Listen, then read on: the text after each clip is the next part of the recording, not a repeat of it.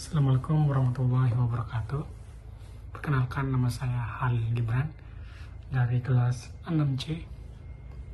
Saya di sini akan menjelaskan materi dari kelompok saya, pragmatik wacana. Nah, sebelum kita memulai penjelasan materinya, sebelum itu kita harus tahu apa itu pragmatik dan apa itu wacana. Pragmatik adalah mempelajari makna ujaran dalam konteks penggunanya. Fokusnya itu apa yang dimaksud penutur, bukan hanya arti kata-katanya saja. Sedangkan wacana, satuan bahasa yang lebih besar dari kalimat, bisa berupa percakapan, tulisan, iklan, pidato, komentar netizen, dan lain-lain. Nah, konsep pragmatik wacana itu adalah kajian yang memadukan dua cabang ilmu bahasa, yaitu pragmatik dan wacana, analisis wacana.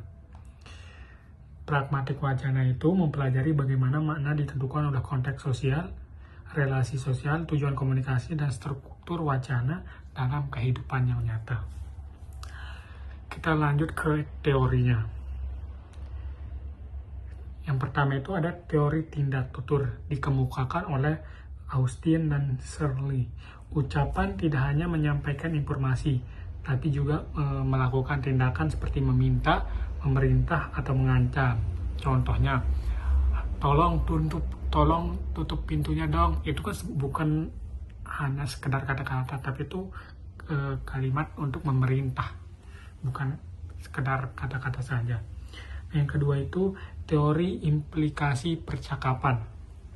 Ini dikembangkan oleh Grace, fokus pada makna tidak langsung. Contohnya, ntar malam kita pergi ke konser, ayo. Saya nggak bisa, besok pagi saya harus bangun pagi soalnya kuliah. Nah itu kan, ulang-ulang. Ntar malam, misalnya kita diajak, ntar malam kita pergi ke konser, ayo. Besok pagi saya harus bangun pagi soalnya kuliah. Nah itu kan kita tidak menolak secara langsung, itu kita menolak secara implisit. Jelas kan tujuannya, saya nggak bisa gitu. Nah tanpa harus menyebutkan nggak bisa. Teori yang ketiga itu teori kesantunan. Nah ini dikemukakan oleh Brown dan Levinson. Bahasa digunakan untuk menjaga muka lawan bicara. Contoh, maaf mengganggu, boleh saya bertanya sebentar? Nah itu kan kita menghormati orang yang kita tanyakan.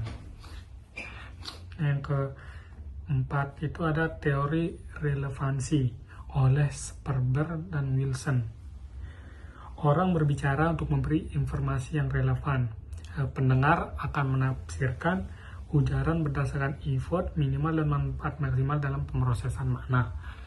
Dan yang terakhir itu ada struktur wacana. Nah, melihat bagaimana wacana tersusun secara kohesif dan koheren, termasuk penggunaan penanda wacana seperti namun, lalu, jadi, dan lain-lain. Topik, subtopik, dan alur yang logis. Selanjutnya kita akan membahas mengapa suatu fenomena bisa dikatakan pragmatik wacana. Nah, yang pertama itu melibatkan makna kontekstual.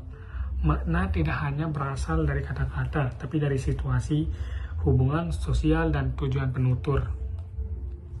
Contohnya, komentar netizen, fix autoklarifikasi besok, bukan sekedar kalimat bahasa, tapi mengandung sindiran atau prediksi dan berdasarkan konteks sosial.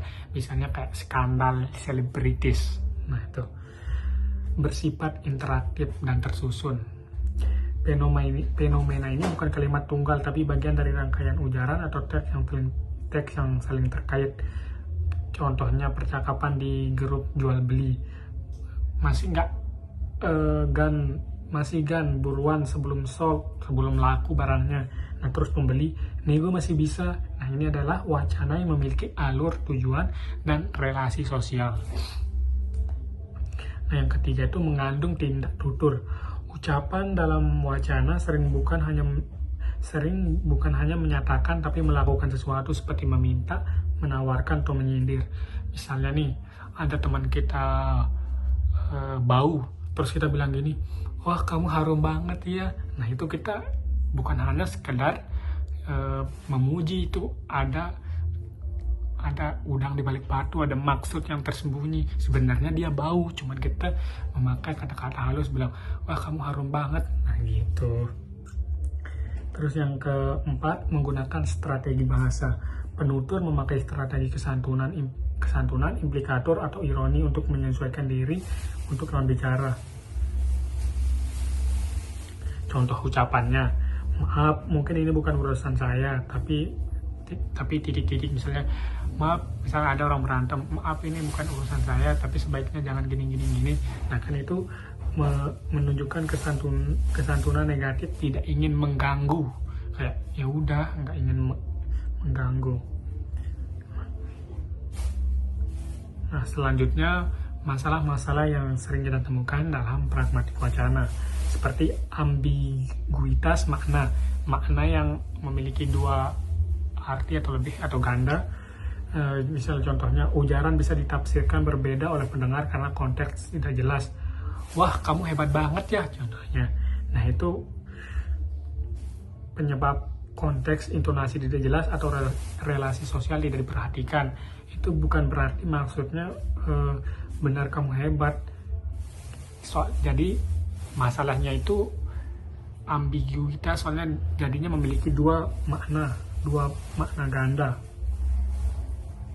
Bagus, kamu hebat banget itu berarti pujian atau hinaan, bisa juga. Nah, yang kedua itu pelanggaran prinsip kerja. Nah ini penutur sering melanggar maksim kejelasan, kuantitas, relevansi atau kualitas yang menyebabkan wacana jadi tidak efektif. Contoh, jawaban tidak relevan dalam percakapan. Tahu jam berapa? Aku lagi banyak pikiran. Nah itu kan sangat tidak nyambung. Nah solusinya itu perlu meningkatkan kesadaran akan prinsip kerjasama dalam komunikasi, terutama dalam pendidikan atau pelatihan komunikasi efektif agar makna tersampaikan dengan baik. Yang ketiga itu masalah yang kita sering temukan, kesalahan antar budaya. Perbedaan norma budaya dan kesantunan bisa menimbulkan kesalahpahaman dalam wacana lintas budaya.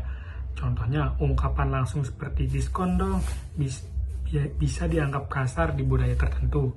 Nah, solusinya itu penutur perlu memahami strategi kesantunan Brown dan Levinson sesuai budaya lawan bicara, serta menyesuaikan bahasa agar tetap sopan dan tidak menyinggung. Misalnya kita berkunjung ke suatu daerah, nah kita harus menyesuaikan bahasa-bahasa yang digunakan supaya orang yang di daerah tersebut tidak tersinggung dengan apa yang kita ucapkan. Nah, yang keempat itu ketidaksesuaian bahasa dengan konteks. Penutur sering menggunakan gaya bahasa yang tidak sesuai dengan situasi seperti bahasa santai dan forum resmi. Contoh, menggunakan bahasa gaul saat wawancara kerja. Kan itu sangat tidak sopan. Nah, solusinya itu diperlukan pelatihan penggunaan bahasa sesuai konteks, formal atau non-formal, dalam pemahaman tentang struktur wacana agar komunikasi lebih tepat sasaran. Tidak mungkin dong kita wawancara kerja tapi memakai bahasa-bahasa yang non-formal. Misalnya ditanya sama pasti wawancara kerja, tanya, kamu mau gaji berapa? Seenaknya aja pak, kayak gaji bapak. Itu kan tidak mungkin ya, sangat tidak sopan. Nah, mungkin itu saja yang bisa saya sampaikan tentang pragmatik wacana ini.